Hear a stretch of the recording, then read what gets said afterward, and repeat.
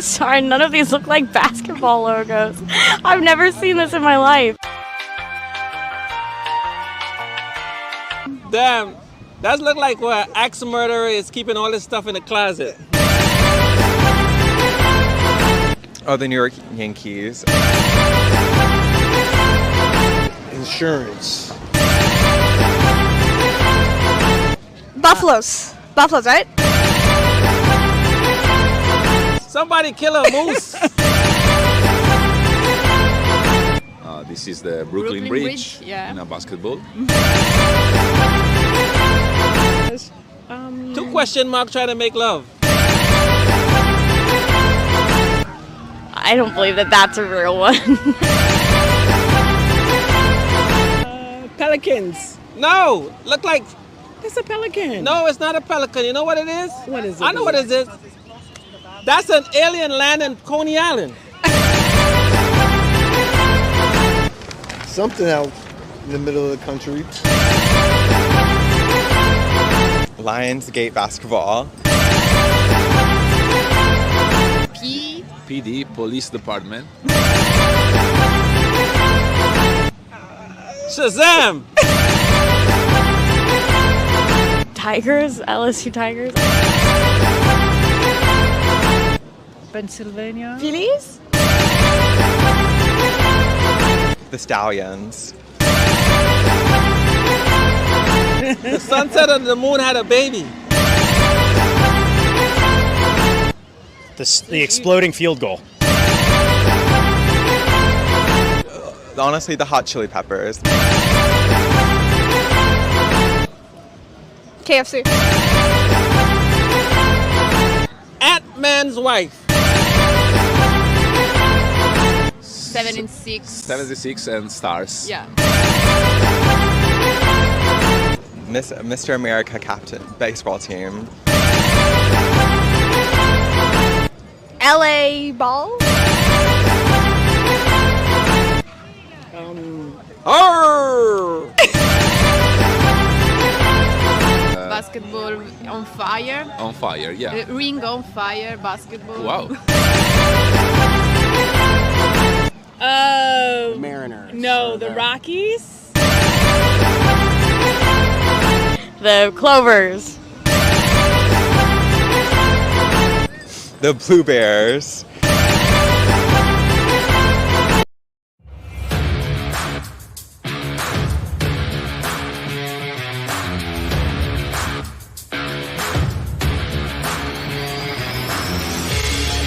Welcome to an episode of the Sports Genes Into the Lab podcast, where sports analysts and experts dissect the latest news from the NBA and NFL, giving you a unique view on some of the hottest topics around your favorite teams. From the fresh field smells of the NFL to the hardwood courts of the NBA, and possibly your comfy couch for your fantasy football team. Let's see what kind of news the lab is working with today. Here's your host from the Sports Analytics headquarters in San Antonio, Texas, Ernest Silva.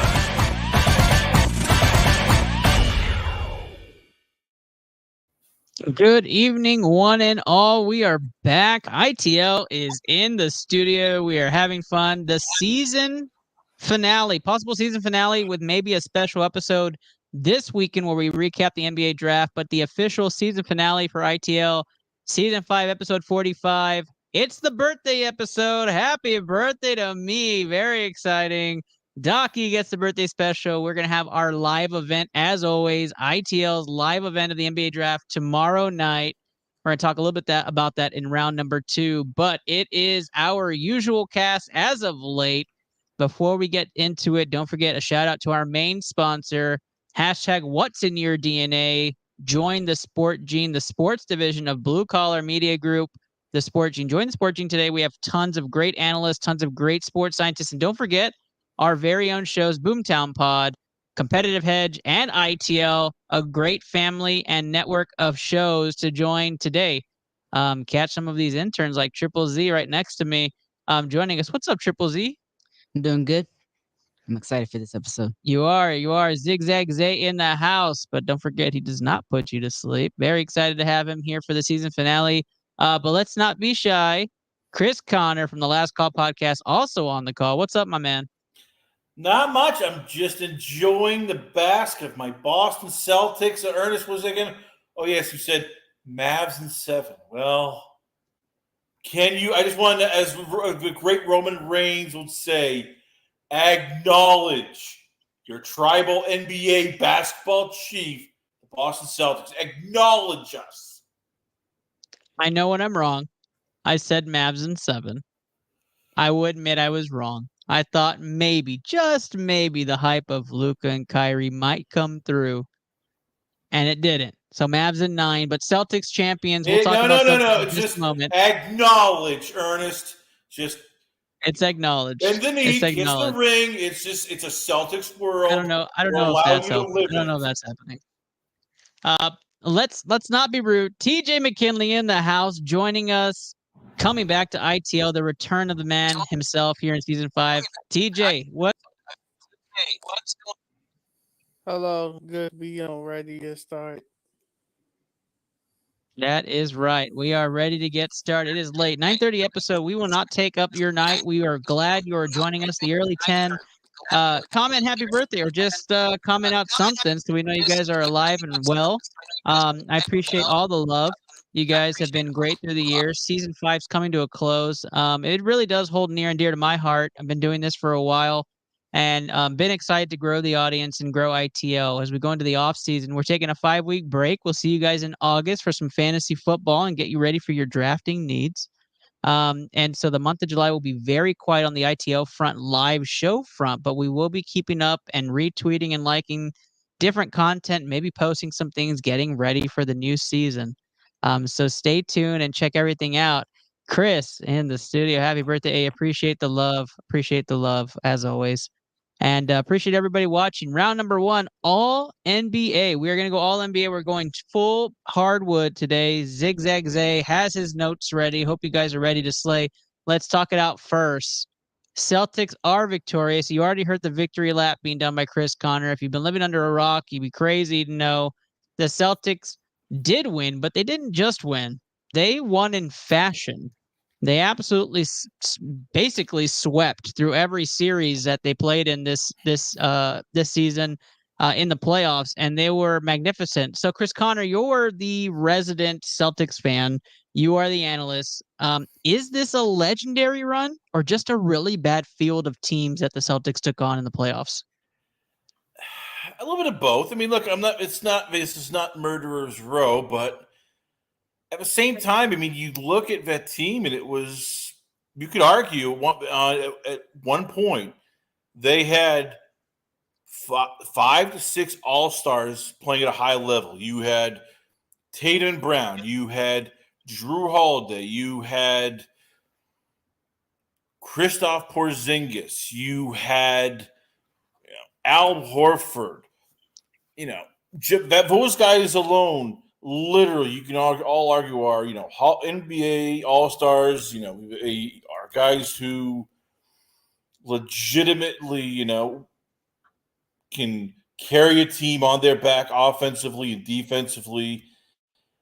And I didn't even mention, the guy who is my favorite right now on the team, and that is the most unsung, unheralded player, Derek White. I mean, the guy does not get enough love. I said earlier in the playoffs, he is better than your Dallas Mavericks, superstar. Easy with the your. Yes, he is better. A better defender, better passer. He just, locks people down. Look, they're going to win it next year. There is no team right now in the NBA that can match him 1 through 6 in terms of talent. Yeah, I completely agree. We talked about the Celtics. We talked about each position in this series. I tried to make a case for why the Mavericks were going to be somehow winners in this in 7. You and Kenny called me out on it, saying I was freaking nuts. I get it, right? But TJ, I'm sure you got to see some of the highlights of the Celtics, or you heard a little bit about it. What is your call? The Celtics really just that great in your eyes, or was this just a right place, right time for this younger team? Even though I'm not a Celtics fan, I believe that they had the better overall team.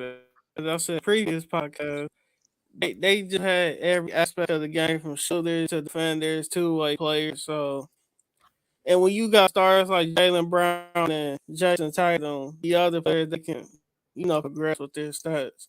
But overall, Porzingis, when he came back, I feel like they gave them a boost for the finals. So I think overall they just had a better team this year. Do I see them repeating? Probably.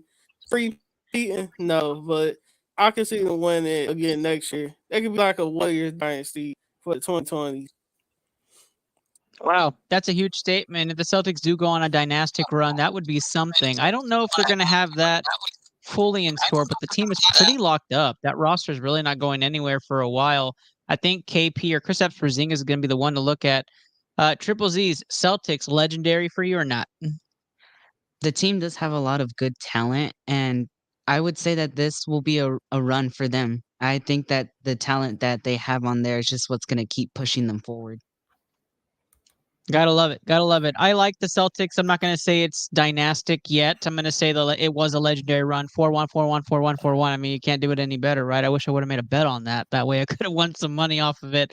Congratulations to you, Chris Connor. Congratulations to the General Steve Reisner, who was in attendance for Game 5. After we talked about which game he should buy, he actually pulled the trigger on Game 5, and he got to be there for the victory, which is phenomenal. But, guys, one last topic on this. I don't want to beat a dead horse here. Has Jaylen Brown changed, in your opinion? Like, we all knew the guy couldn't dribble left. We all knew that there was an issue. And if you're watching this show and you're like, what do you mean he can't dribble left? No, trust me, it was a whole thing. What? Yeah, trust me. We all knew that. They would make him go left. He'd have so many turnovers. The guy could not do it. Now he's Finals MVP. He was Eastern Conference MVP. Chris Connor may be saying, like, this guy is bringing up that shit about Jaylen Brown going left. It's true, though, right? We was one-dimensional. Now he seems to be that guy for the Celtics, in which I thought Tatum was going to be that guy. Turned out to be more Jaylen Brown in the long run, or at least for this run. I'll start with you, TJ. Did your opinion of Jaylen Brown change at all from this run? Yeah, I feel like Jaylen Brown has started to become the number one option on the Celtics team.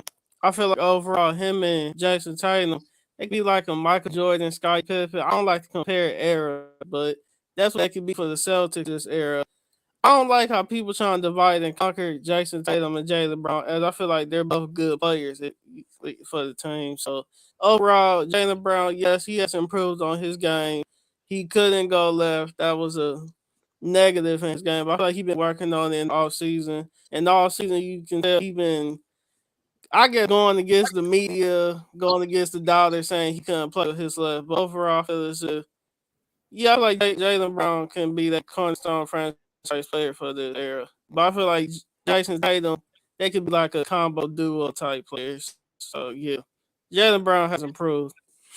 So for TJ, Jaylen Brown's becoming that number one option for Boston. You're seeing a swing. Triple Z's, any opinion on Jaylen Brown's success? Yeah, he's definitely gotten better than what we've seen in the past, and I think he has improved, and I hope he continues to improve. I like that. I like that a lot. All right, let's go to Chris Connor. Chris Connor's got that inside. Chris, your opinion on Jaylen Brown, has it changed or shifted a lot, or is it pretty much the same? You thought he was a stud? I thought he was a stud. I think this year, it helped. And look, I know I sound like a broken record in Boston, but Drew Holiday, I think, was the big key for him, and also for Tatum, because as much as I love Marcus Smart was, he was a dirt dog type of player. He was gutsy. He played hard. He had no problem taking the big shot. Him and Brown, butted heads. Brown is the outspoken sort of leader for that team. He is the guy who, he's a bit salty, and I'll say that with love. He does not, he's not going to be friends with a lot of these NBA players, and if it's a league where it's, hey, we're buddies, let's do the podcast, let's do this partnership. Hey, let's hang out here in the offseason. And he comes to win. He wants to win. And I think this year he took up a notch. I think he embraced being sort of the outspoken leader, being the guy who takes the big shots. And I think Drew Holiday is sort of a calming presence during those crunch minutes where with Smart, it was almost like too frenetic.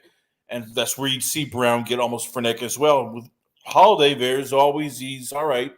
He makes the big key play. He makes things calm down. And the scary part is this: Jaylen Brown and Jason Tatum still have not hit their peak. They are 27, 26 years old right now. They still are not hit. They have not hit 30 years old. So they're going to get better within the next 3 years. Yep, I completely agree. I like Jaylen Brown. He's moved up a notch for me. I think Tatum's still the guy there. I think Holiday won you guys the series for the finals. That was just the key piece to the Celtics run. I think Derek White overall, his level of play jumping is the reason why he won a championship. I told Steve when that trade was made, initially the original trade was made for Derek White, he was going to win you guys a championship, and I was not wrong. He did. He absolutely did. So very exciting things happening in Boston. Again, live look at the big after party there in Boston. Give me a hell yeah! And it was all smiles and happy times in the Boston area. Let's talk some birthday here. That's right, it's a birthday. Every year, ITL hosts a birthday NBA draft coverage. This time, we are getting private bowling lanes. We're having a big old shindig at a local movie theater. It's going to be a lot of fun. If you're in the San Antonio area, you can come check it out. Santico Silverado at 7 p.m. tomorrow. NBA draft coverage, Houston Rockets Central Hub, where we'll be featuring a lot of Houston Rockets stuff. But even better, BCMG is hosting this wonderful birthday shindig. So coming out, lots of signed memorabilia being given away. We have ping pong balls. You get to pick your own team and see what happens when it gets selected. And lots of fun. You can even get yourself your own ITL polo if the right team picks the right player. So exciting stuff happening. Come out, bowl a couple of games with us. Enjoy it. Come celebrate some birthday fun tomorrow. Santiago Silverado, 7 p.m. We are excited to see everybody at the 300. All right. We are moving on to our next and final topic. But before we do, we have some Twitch involvement here. Next year's salary cap, Jalen will make $15 million more than Tatum. Do you think Tatum holds out in training camp for an equal contract renegotiation? Chris Connor, I'll let you take this one first.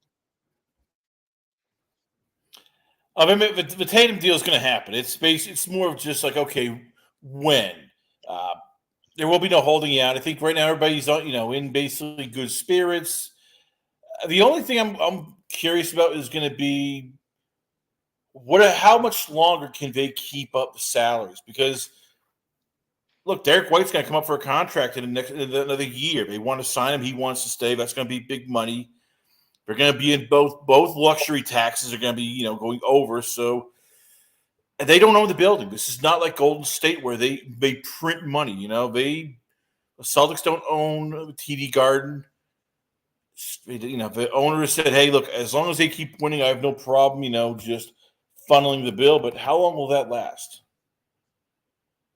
Right. I think if to keep this group completely together and happy, you're going to have to force out money, get into the luxury tax a little bit more than you really want to. And the trades don't work like they used to. Your salary matches have to go one for one. And it makes it a lot tougher for teams to really build stars and bring stars, which is why some of the recent news that we're hearing tonight is kind of a big deal, which we'll talk about in just a moment. But I think from a standpoint of the Celtics, you're here to keep Tatum and you're here to keep Brown happy. Everybody else is interchangeable, and you find pieces that match statistically what the others do, and you do your best to keep this core together. But I think Brown and Tatum, you just keep them as happy as long as you can. And that's your duo going forward for the next 5 to 7 years. I don't know if there's anything else. TJ or Zay, any last minute comments on that? I'll go first. I think, yeah, of course, Tatum goes. Yeah.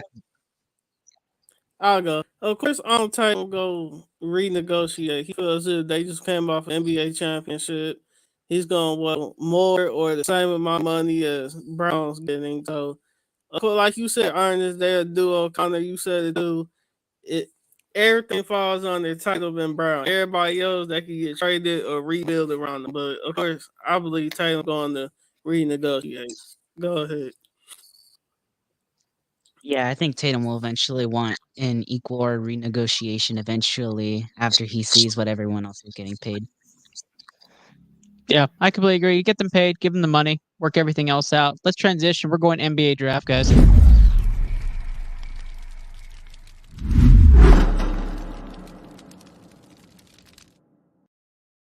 Dan in the comments as well, chiming in from Facebook. Yes, Tatum will hold out similar to show friends. Equal pay for both. If not, then sit out for training camp. I got it. Yeah. And obviously a very busy offseason for those stars. Completely agree. All right, guys. You are the Atlanta Hawks. You are the Atlanta Hawks.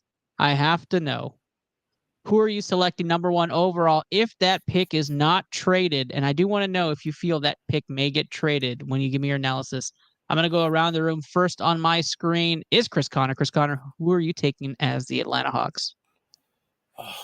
I honestly don't know because I just – how do you – I mean, there isn't a guy you look in his class and like, oh, this is Victor Wembanyama. This is, Anthony Edwards. It's like, well, maybe Alex Sarek. He looks pretty okay, but, well, maybe it might be – Congdon, maybe it might be, the other French kid. It's just sort of like, and is there anybody? I mean, if they'll probably take it, I think they'll stay with, gun to my head. I think they'll take, big center from France. Sorry, But this feel like the Kwame Brown draft where it's like just. Oh, don't say that. Yes. But yikes. Why is that? I like Sarr a lot, actually. I like Sarr a lot. What is it about Sarr you like? I mean, sell to me. Sell to me. For all us here looking like, oh my God, this might be Frederick White's second. TJ, I'm going to steal the second. I'm going to steal the second pick here. I think they go Sarr number 1. And here's why. I think it's a lot of smoke screen. There's a lot of, hey, Donovan Clingan. Oh, we love Donovan Clingan. Oh, he's a champion, 2-time champion. We got to bring him on. Then there's like, oh, we also like Reed Shepherd a little bit. Yeah, Reed Shepherd's great. And there's like, oh, Richard's falling and Sarr is falling. And I think it's a lot of smoke screen, right? Remember like the old Jabari Smith debacle? Oh, we're going Jabari Smith number one. All of a sudden it was Paolo an hour before. And I feel like that's the thing. Sarr, to me, if you watch his play, he's lengthy, he's big, he controls the ball, he has a lot of similarities. He's a smaller Wemby, in my opinion. He's not as developed as Wemby is, obviously, but he is as versatile defensively. And he's a Swiss Army knife offensively. I love his game. He's a little slower than you want, but with his frame and his ability, Sarr, to me, has so much potential as that number 1 pick. And to me, if you're taking BPA and you're the Hawks and not best fit for my team or chasing somebody with that 1 pick, you go Sarr. You go Alex Sarr. I love him as a prospect. And I love him as that number 1 pick. For me, that's where you go. My hope, my true hope is you go best player for fit, and they go Donovan Clingan, and that's where the Hawks go. TJ, who do you think Atlanta selects? I'm gonna be honest. I've been. Everybody don't know I've been in school, but based off what I'm seeing from the Hawks, unless they trade Trey Young, they can do it like a Orlando Magic in the '90s. They go get them a big man. I guess that's who Sarr is. I'm asking, is he a big man? Sarr is a big man, but he's more of a power forward. Klingen's probably that center you're looking for, but Sarr is 7 foot. Okay. Can he shoot threes? He is a shooter. He's a better shooter than Klingen, in my opinion. Okay, that's what Orlando. That's what the Hawks need. Because I've been seeing rumors about them trading Trey Young. I don't know. I don't think they're going to do that. He brings too much money to the organization. So Atlanta with the first pick, they need a big man who can shoot, screen, play two-way play. I think all teams need two-way players. So if just whatever I've been watching, but if these big men can play two-way, yeah, that's what the Hawks need. Atlanta, don't think a lot. I think more players are trying to get traded out of Atlanta than like I don't think Trey Young can bring in value to the team. I mean, even though Trey Young got a massive contract. I'll check his contract status right now. I know he has been in rumors for getting traded even to the Spurs. So there have been a lot of rumors about Trey Young not being happy or wanting out, but I think they deflated that with him and DeJounte Murray's special on ESPN a couple months ago. But yeah, when it comes to Atlanta, it's just I guess they just either trade the pick for another franchise player, or they just pick who they can feel like can help them down 5 to 10 years from now. Yeah, he's on a rookie max right now. He's on a rookie max right now, so he makes 43 this upcoming year, 46 the following, 49 the following. So he's due money, right? He'll be 33% of your cap at one point. But that is okay. So you feel like they're gonna go big man Kling in there is triple Z's. I think they're taking Donovan Klinglin. Yeah, I think that's who they're going to take. I can't even say his name right, but yeah, that's who I think they're taking. He's going Donovan Klingon as well. Let's go to the chat. Chris Borak, he's mad. He says Chris doesn't know ball. He says they're going to go big man the whole way. Dan coming up again. It's hard to pass up on Edie. I think Edie's been a subject of conversation, just like Bronny has been, which we're not talking Bronny on this show. That's where I put the skeleton on the screen. And you're absolutely right. This is not a Jordan or LeBron draft. This is definitely a fit, best player available, lots of potential type of draft. Got some Twitch activity as well. Trade down with Portland for their 7 and 14. Options on the table. You probably be getting a pick and 2 picks and player for that number 1, probably a future pick too. It would be more than just that 7 and 14. That one's too valuable. But definitely good advice. Let's move on. The Washington Wizards are now on the clock. And for some of y'all, good prospects off the board. For others, maybe a strategic one off the board. TJ, if Klingon's gone, who is Washington selecting at number 2? Washington need anybody. Chris Conn, I would let you. Washington need any. Washington every decade got this problem where midway through a decade they get a decent team, make a decent playoff run, then they just get rid of everybody. John Wall, Gilbert Arenas, Bradley Beal, they just get rid of everybody. So this another one of those whoever they feel like they need. Chris, I'm gonna let you. I'm just be honest. TJ says best player available there. Anybody can fill in that void. Chris Connor, who you taking at 2? Yeah. Honestly, trade it. I know what. If I'm the Wizards, make the big swinging dick move. Go to Memphis, trade a number 2 pick and 2 more picks, and go. Hey, we'll take Ja Morant. He might basically shoot his way out of town in Memphis. We know he's a little bit crazy here, but hey, we'll give you a number 2 pick and we'll give you 2 more picks. That's what the Wizards need. They need like something that's just like not another kid, not another like French, French kid or Israeli kid, or there's just nothing. That is a team you look and go, they got nothing. It's just a horrible team with no future, no hope. Go for something. If I'm the Wizards, I'm trying to find anybody that wants the number 2 pick for it, and they have something, that's even a distressed asset. Like, hey, I'll trade Trey Young for the number 2 pick. Something rather than just another kid from France who you're not sure is going to be an all-star, a decent player, or just something you're looking at going, all right, well, we're back in the lottery next year. Yippee. So you go SAR 1, and then the Wizards trade back 2 to the Hawks, and then go Rashard at 2, just to make it a French duo to enter Washington and give them some headlines for next season. I like that. Chris. Get the French duo up there. Have some fun with it. We joke, but let me ask you this. If, let's say, Karl-Anthony Towns is on a trading block, and Atlanta or any of these teams offer a first, second, third pick, is that enough to get, Karl-Anthony Towns, or is this draft so bad you're looking at going, there's not even maybe an all-star in this draft. It's just like good role players, good players. I think your top end's probably like the Derek White, Marcus Smarts, the players that fill in a starter role or key 6-man role. I don't think you get a star at the top in this draft. You need a couple of picks around it. I don't think Cat's on the block, but I definitely understand what you're trying to do for Washington. I just don't think it lands you that star. I think you'll get multiple first rounders in future years, and then you trade back. I will say, in my opinion, then I'm going to go triple Z's for this pick. I think it goes Sar Rashar in this draft, and I'm looking at the comments. Chris Borek says the same thing, right? I think it's a French 1-2 in this draft. Either way, either order, I think that's what it goes for Atlanta, Washington, unless trades happen. And Chris also put down on the block. Yeah, I don't think he is either. Dan says trade pick for Phoenix for Durant. Washington is hometown for Durant. He'll bring in some tickets and get a role player. I don't think Durant ever signs off on going to Washington. I think that'd be the problem there. He wants to compete for a championship. It's good in theory. It's good for 2K.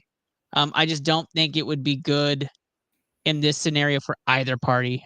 Considering, I think, what's Durant's age now? He was playing for the Longhorns in 2007 when he was 19. So he's 34, 35. Damn, that's up there. I think that's right. 35? Oh, so that wouldn't work out, I don't think. Triple Z's. I'm going French duo at the top. Who's your number 2 pick? The first French guy, so Richard. I don't know. Richard? Yeah. Yeah, so you're going Richard too also. Yeah, I get that. That's a good pick. I like that pick. If you haven't heard the breaking news, we're about to go to number 3, which of course is our favorite pick of the draft so far. Breaking news, Mikal Bridges has been traded to the New York Knicks for like 1 million first rounders going back to Brooklyn because New York said we don't care about first rounders anymore. And Mikal Bridges is now going to be playing for the New York Knicks. For those of you who don't follow like huge storylines, like 4 Villanova Wildcats are reunited in New York now. I believe they all played together. Somebody in the comments can tell me if I'm wrong here, but I'm pretty sure Mikal Bridges is part of that group that was like featuring DiVincenzo and Josh Hart. And somebody tell me if I'm right or wrong. But I'm pretty sure that's correct. So now the Villanova Wildcats, it's basically the New York Wildcats all reunited there in New York. Mikal Bridges makes the move over. Dan says I'm not leaving any more comments if you're not taking me seriously. Come on now, Dan. Keep contributing. We'll take more and more. And I lost 2 viewers, which means that might have been Dan. And Durant has no trade clause. Yes, he does, Chris. That is absolutely correct. All right. So, yes, breaking news. That's huge because in that same trade, the Houston Rockets also traded pick swaps with the Brooklyn Nets.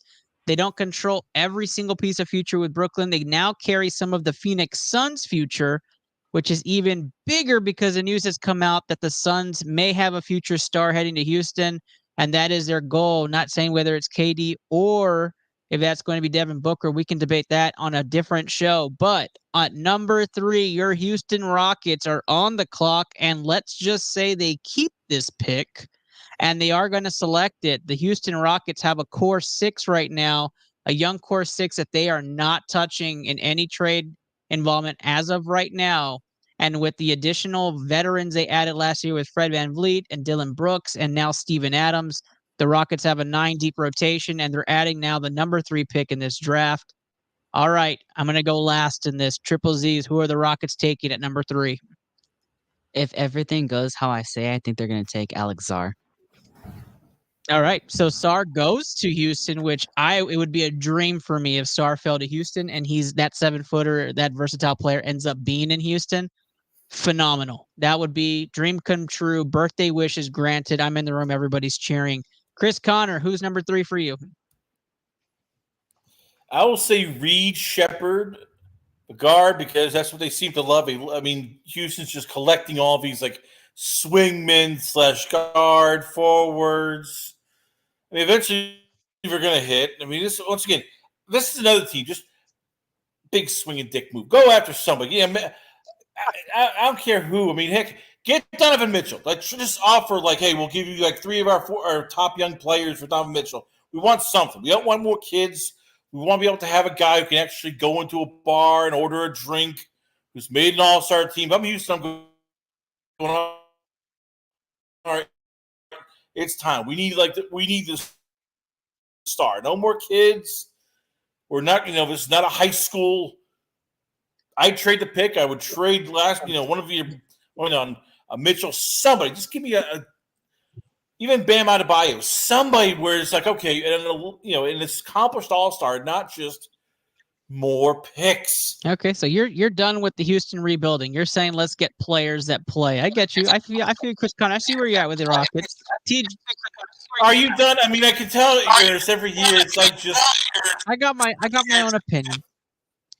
I got my own opinions on the Rockets. That's okay. We're gonna talk about my opinions in just a second. TJ, where are you going number 3?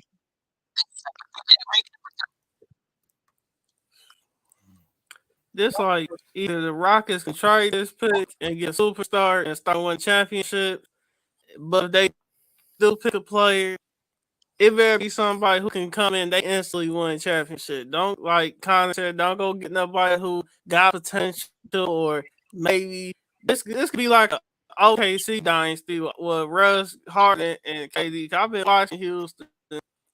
They need a player that can just come in instant championship. But yeah, with this pick, Houston basically hold all the cards because I know it's a lot of teams who try their mega star, I guess, to get this pick. So yeah, we go see. But Ernest, I know this your favorite thing, so I want to hear what you go say. So the Houston Rockets core 6, absolutely untouchable unless the name is just astronomically good. If we're talking Devin Booker, if we're talking Kevin Durant, if we're talking Jimmy Butler, then obviously somebody like Jalen Green, this is not his team anymore. It would be that future star you're bringing in. That's his team now coming in and fitting the mold. But Alperen Şengün should have been an all-star. That is your all-star big man that's on this team. Fred VanVleet played phenomenal for the Rockets last year, but he's going to have only one more year, and then the option to get rid of his contract is on the table for the Rockets. So you have Cam Whitmore, who set the record for most points with minimum minutes played as a rookie in the NBA. You have Jalen Green, who exploded out of the gate on that large winning streak the Rockets had. This is a 41-win team, gentlemen. This is not some scrub team. This is a 41-win team without that big star, without an all-star last year, who is going to get the number 3 pick and or another star to join this team. This is going to be a very good basketball team next year, plus the future of either Phoenix or Brooklyn once we get the final details of the trades and the swaps that happen.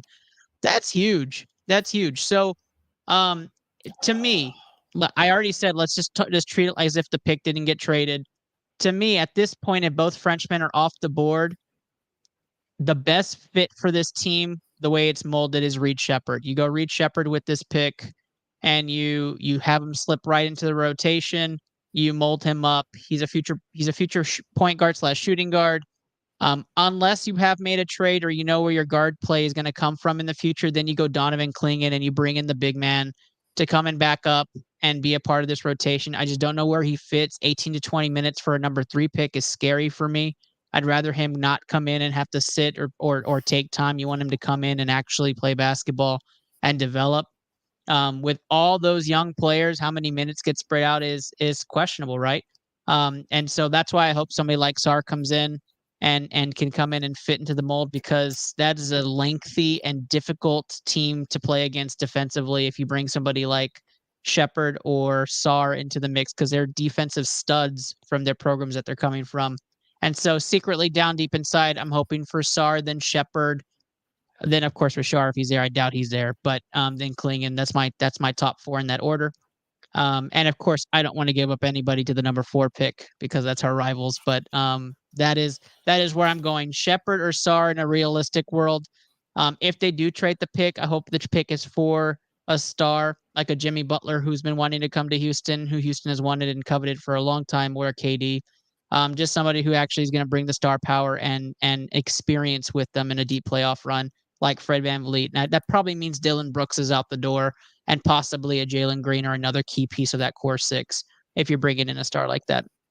But that is my take on the Houston Rockets, and hopefully we are celebrating tomorrow. But for the other half of you that are listening, you're probably more for this team, and it's Los Spurs. They're up next at number 4. And in my world, this is where it gets interesting. I'll go first on this pick. In my world, the Frenchmen are out and Reed Shepherd is out. So Donovan Clingan is falling, and I don't think you need him in San Antonio.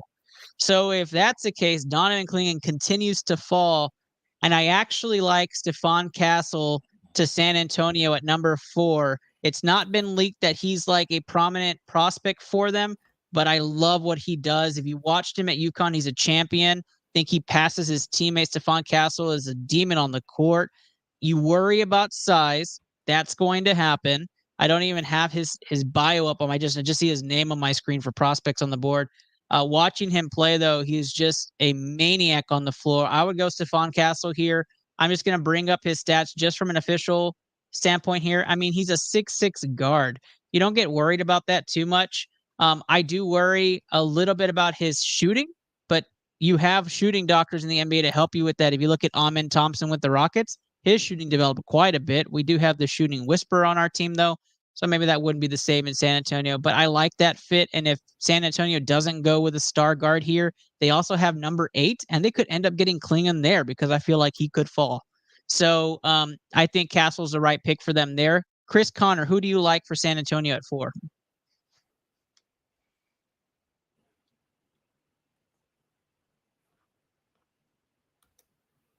Who's Chris? Yep, I'm still here. I am. So I'll start off here with San Antonio Spurs. If you're them, I guess Donovan Clingan is the best pick for you.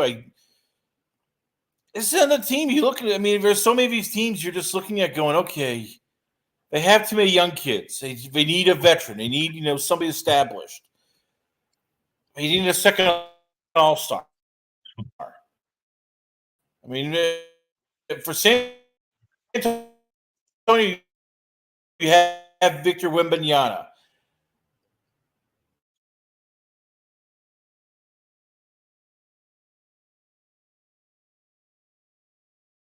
Yeah, we might have lost don't Chris need more young kids. in that explanation, but there he is. might have lost you for there a minute, Chris. Chris, give us your pick just in case we lose you again. Donovan Clingan. There you go. Clingan goes 4 to San Antonio. They get a big man to go with the big man in San Antonio. I think a lot of people would be excited for that anyways. TJ, who's San Antonio getting at number 4?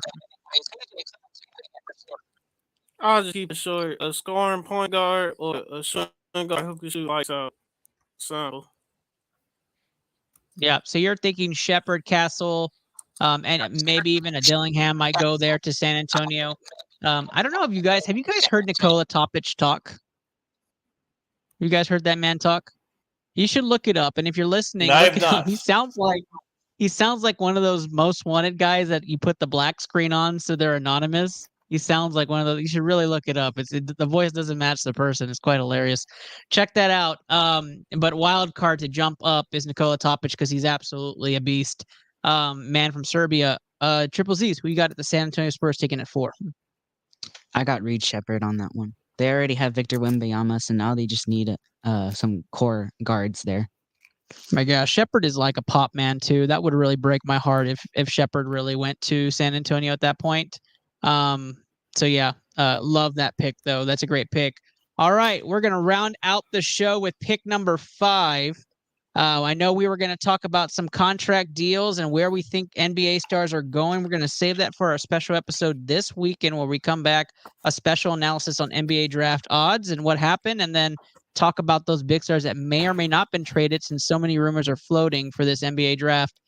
Pick number 5, the Detroit Pistons made a change at head coach. They got rid of that massive 6-year, $72 million Williams contract, and they have pivoted. They're going to have a new head coach. They're going to have a new star. Pick number 5. I think this is like their 6th year in the lottery. It's kind of wild.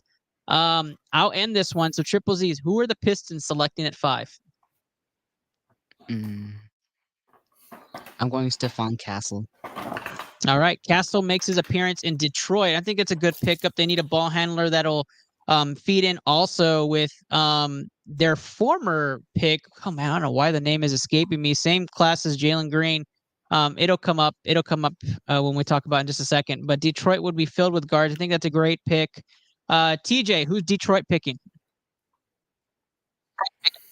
Anybody who can help them out, but unlike Washington, they actually got all-star and Cade Cunningham, so I guess they got upgrade. But anybody who can help them out, simple like that.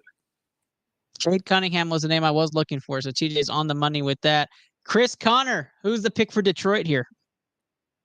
I'll say guard Matassa Bazulis. They need scoring help, so small forward help, so they take the best player available on the board. Yeah, I love the Bazilis pick. That'd probably be my backup pick. If Klingon's there, they might explore that at that point in my world, right? At that point, Klingon's top of the board. I like Dalton Connect. I truly don't know where Detroit would go at that point and who's pulling the strings there in Detroit on which direction. But if Klingon's there, I think they go Klingon. That would be best player available. If it's Dalton Connect, I think they go with the forward over the guard play because of Cade Cunningham. But yes, I think this class, they have a lot of pieces to fit rotations. I don't know if there's that true stud yet. If anybody's looking for any sort of top 5 dark horses out there, I already talked about Nikola Topic, but if you want some money out there, I love Cody Williams. Fantastic draft. Had a stupendous run shooting wise, set a record for a combine. If you watch his play, he looks like a very young Kevin Durant out there. I mean, he looks phenomenal. He's long and lengthy, and he hits the open shot like crazy, and he has such a drive. Love Cody Williams, and then also you have the Ron Hollins out there. Zach Edey was mentioned in the comments. I'll bring you back, Dan. Zach Edey is absolutely a star and a stud. He's the name to watch to run up draft boards. And then, of course, for those searching for a 35-1 odds, Bronny James into the lottery, just go ahead and float some money over there. Who knows what happens at that point? But, guys, that is tonight's episode. All NBA, all birthday, all draft. And I'm very excited to be going into season 6 and possibly a special episode this weekend after the crazy, crazy week the NBA is going to provide us. But let's do sign-offs here. TJ, tell the people where they can find you.